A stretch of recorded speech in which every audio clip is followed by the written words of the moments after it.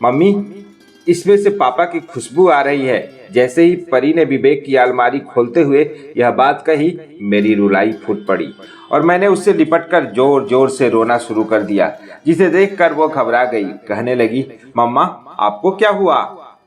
मत रो ना please mamma please. 6 साल की मासूम बच्ची खुद रोते रोते मुझे चुप करा रही थी। अपनी नन्ही नन्ही उंगलियों से मेरे आंसू पोंछ रही थी। मैंने जोर से उसे अपने सीने से भींच लिया। जाने कितनी देर हम यूं ही, हम यानी पिंकी और मैं सुधा, 1 साल हो चुका था विवेक को हमारा साथ छोड़े। जाने वाले कभी नहीं पूछते, कुछ बताते भी नहीं, बस चले जाते हैं चुपचाप। वक्त किसी को गुलाम नहीं होता, वह तो अपनी मर्जी से सबको चलाते रहता है। किसे अपना बना लेगा और कब किसे दूर कर देगा कोई नहीं जानता, बस समय सब जानता है। कितने खूबसूरत दिन थे वो। मुझे अच्छे से याद है जब विवेक ने मेरा घूंघट उठाया और मुझे देखते ही रह गया। फिर मेरी चूड़ियों की खनक से जैसे होश में आया और पहला वाक्य जो उसके मुंह से निकला था, माय गॉड कितनी खूबसूरत हो तुम। और मैं बस शर्म से चूड़ियों की खनक कुछ ज्यादा हो चली। सुख के पल पंख लगाकर उड़ने लगे। विवेक हमेशा कहते, सुधी भगवान ने तुम्हें बहुत फुर्सत में बनाया है यार। और मैं शादी के साल भर बाद भी उसी रात की तरह शर्मा जाती।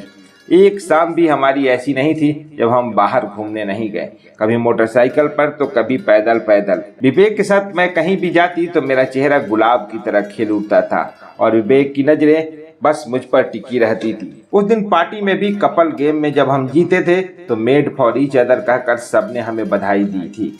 मुझे अच्छी तरह पता था कि अब जाते जाते विवेक इसे भी सेलिब्रेट करेगा अपने तरीके से। गजरे वाले से गजरा लेकर, पान ठेले से पान खरीद कर और एक सिगरेट पीकर। वैसे विवेक स्मोकिंग नहीं करता था, पर जब बेहद खुश होता था तो उसे तलब होती थी। उसे मोगरे और मेहंदी की खुशबू बहुत पसंद थी। साथ ही मेहंदी भरे हाथ, पान से रचे सुर्ख लाल होठ बेहद पसंद थे उसे। बड़ा रोमांटिक हो जाता था वो। ऐसे में कई गाने भी गुनगुनाने लगता था। फिर हमारी जिंदगी में परी खुशियों की सौगात लेकर आई। हमारी जिंदगी का बेहद खूबसूरत मोड़। विवेक तो उसे परी ही कहता था। सच परी थी भी बेहद खूबसूरत। वैसे तो हर माँ बाप के लिए उसकी औलाद दुनिया में सबसे ज्यादा खूबसूरत होती है, पर परी जितनी खूबसूरत बच्ची मैंने कभी नहीं देखी, कहीं नहीं देखी। विवेक कहता, बिल्कुल तुम पर गई है, और मैं कहती, दिल तुम्हारे जैसा है, वैसी ही चुलबुली। अपने पापा की लाडली परी उन्हीं की तरह मोगरे की खुशबू और पान की लाली की दीवानी थी। छुटपन से ही उसके बाल लंबे थे। मेरे गजरे में से छोटा सा टुकड़ा उसे भी लगा देते, वह खुशी से नाचने लगती। पान खाते तो छोटा सा टुकड़ा टच करा देते, वह खुश हो जाती। हमारी छोटी सी दुनिया जहाँ किसी और के आने की कोई गुंजाइश ही नहीं थी, पर इस छोटी सी दुनिया में किसी के जाने की गुंजाइश भी कहाँ थी। मुझे अच्छी तरह से याद है वह रात जब लाइट जाने की वजह से मैं और परी बेहद परेशान हो रहे थे। हमारी परेशानी देखकर विवेक ने कहा, चलो बाहर घूम कर आते हैं, और परी ने मचल कर कहा, आइसक्रीम भी खाएंगे पापा। कुछ ही देर में हम मोटरसाइकिल पर हंसते मुस्कुराते बैठते थे। तभी न जाने कैसे कहां से एक कार तेज रफ्तार से आई और हम उछलकर गिर पड़े। पीछे से आती हुई ट्रक से हमें बचाने के लिए विवेक ने हमें धक्का दे दिया और वो खुद। वह दर्दनाक मंजर मुझे भूत बना गया। परी की आवाज भी मुझ तक नहीं पहुंच पा रही थी। न जाने भीड़ में कहां से हमारे एक परिचित निकल आए। वह सिचुएशन को हैंडल किया। मैं और परी काठ की गुड़िया की तरह बेजान हो गए। दर्द का रंग बहुत पक्का होता है, आंसुओं से भी नहीं धुलता। बस अब परी के लिए ही जीना है, सोचकर मैंने अपने आप को संभाला और घर से निकलकर बाहर की दुनिया में कदम रखा, जहां विवेक हर कदम ख्यालों में मेरे साथ साथ चल रहा था, मुझे हिम्मत देते हुए। मैंने प्राइवेट स्कूल में जॉब कर ली। कुछ दिनों से मैं देख रही थी कि परी बेहद खुश है। पूछने पर बताया, एक दोस्त अंकल हैं, बहुत अच्छे हैं। मैंने कहा, कहाँ हैं? कभी उन्हें घर पर लाना। परी ने खुशी से गर्दन हिला दी।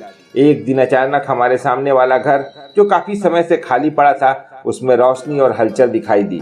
यूं तो मैं विवेक के जाने के बाद और कुछ देख ही नहीं पाती थी, पर उस दिन रोशनी पर नजर गई तो वहां मुझे अच्छी लगी। तब एक बात समझ में आई कि कभी कभी नजरें उठाकर देखने से भी नज़ारे बदल जाते हैं। दूसरे दिन से मैंने 7 दिनों की छुट्टी ले रखी थी। सुबह उठकर आलस में यूं ही बालकनी में बैठी थी, तभी सामने एक चेहरा नजर आया। देखते ही मेरे मुंह से एक ही शब्द निकला, प्रेम। और यहाँ उसे देखते ही मेरे मन का पंछी अतीत में छलांग लगा बैठा, जैसे कल ही की तो बात हो। प्रेम से मिलना भी एक इत्तेफाक था। कॉलेज में गेट टुगेदर था, सभी अपने अपने ग्रुप में एंजॉय कर रहे थे। मैं चुपचाप एक कोने वाली टेबल पर बैठे बैठे सबको देख रही थी। अचानक एक लड़के के आते ही से ही सारे जोर जोर से चिल्लाकर खुशी जाहिर करने लगे। मैंने सोचा न जाने कौन है जिसे मैं नहीं जानती भी कैसे। मैं तो बहन जी टाइप की लड़कियों में आती थी, सीधी सिंपल चोटी गुथी हुई। जहां मेरी फ्रेंड्स नई नई स्टाइल के कपड़े पहनती, मैं वहीं सिंपल सलवार सूट पहनकर ही खुश हो लेती। खुशियां तो हमारी मुट्ठी में ही होती है ना, मुट्ठी खोलो और पालो। ना किसी से ज्यादा मिलना, ना ही बात करना। मुझे सब पढ़ंतु कहते थे। जब भी किसी को कोई नोट लेने हो तो कहते चलो पढ़ंतु के पास नोट मिल जाएंगे। मैं खामोशी से सबकी हर बात सुनती और प्रतिक्रिया में सिर्फ मुस्कुरा देती। मेरी यह चीजें सबको मेरे करीब ला देती। हाँ, तो मैं बता रही थी कि वह लड़का अचानक ही माइक हाथ में लेकर गाना गाने लगा। उसके गानों से सबको मस्ती से भरा। वाकई उसकी आवाज़ बहुत अच्छी थी। प्रोग्राम खत्म होने के बाद घर जाने के लिए मैं बाहर ऑटो का इंतजार कर रही थी। तभी वह लड़का मुझे मोटरसाइकिल पर आता दिखाई दिया। मेरे पास आकर उसने गाड़ी रोकी, गॉगल उतारा, मुझे देखा और कहा चलिए मैं आपको ड्रॉप कर देता हूँ। मैं परेशान सी उसे देखे जा रही थी। वह कहने लगा आपको खा नहीं जाऊंगा, रात काफ़ी हो चुकी है, मुझे पता है। मैंने कहा तो बोल उठा, तो फिर क्यों आप? उसने बात अधूरी छोड़ दी ताकि मैं निर्णय ले सकूं। मुझे उसकी आंखों और बातों में सच्चाई नजर आई। मैं सकुचाती उसके पीछे बैठ गई। उसने गाड़ी स्टार्ट की। हम थोड़ी ही दूर पहुंचे थे कि बारिश शुरू हो गई।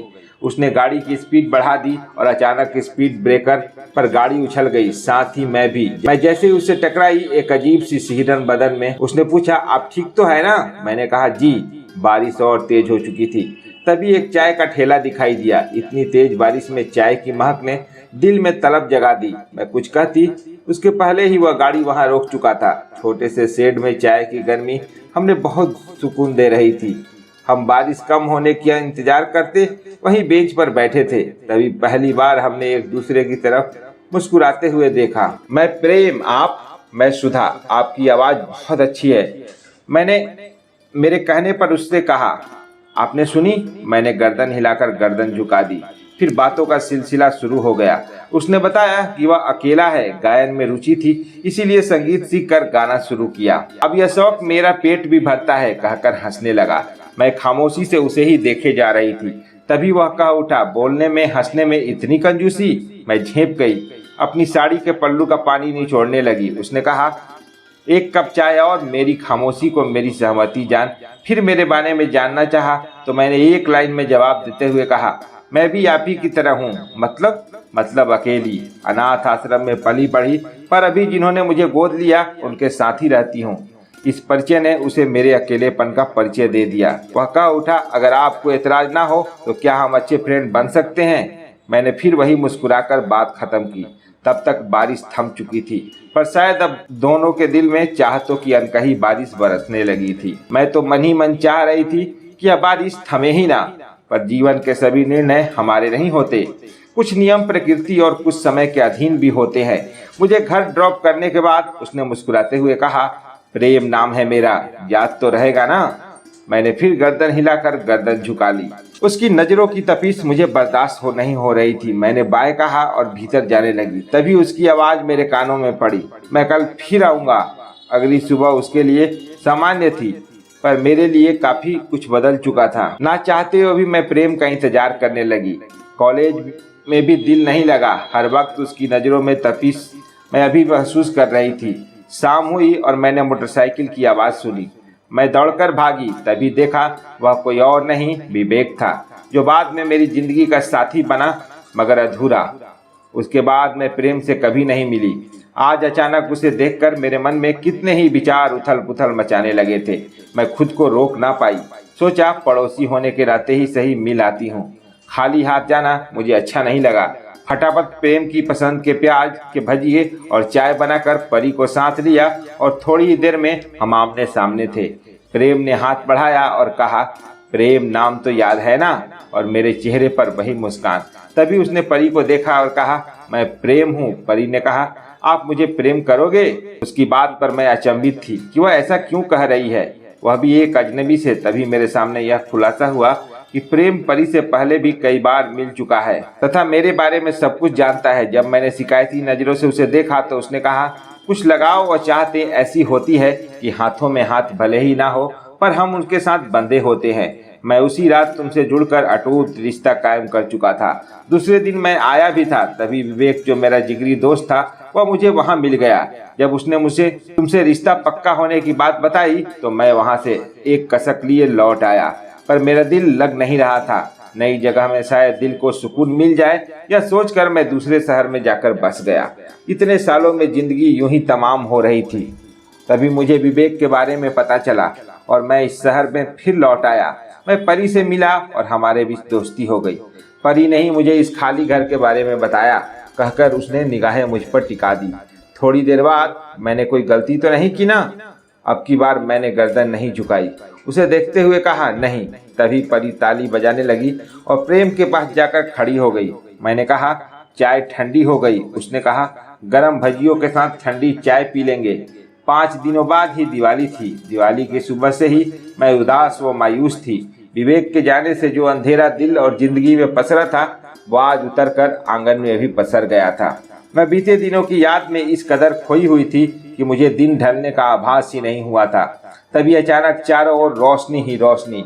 देखा तो प्रेम और परी ढेर सारी मिठाई, पटाखे, आकाशदीप और कैंडल्स लेकर खड़े थे। परी की आंखें जो सुनी हो चुकी थी उनमें मुझे आशा के दीप जगमगाते नजर आए। मुझे ना जाने क्या हुआ, मैं एक छोटी बच्ची की तरह रोते हुए प्रेम के सीने से लग गई। उसने मुझे वह परी के जैसे अपने में समा लिया।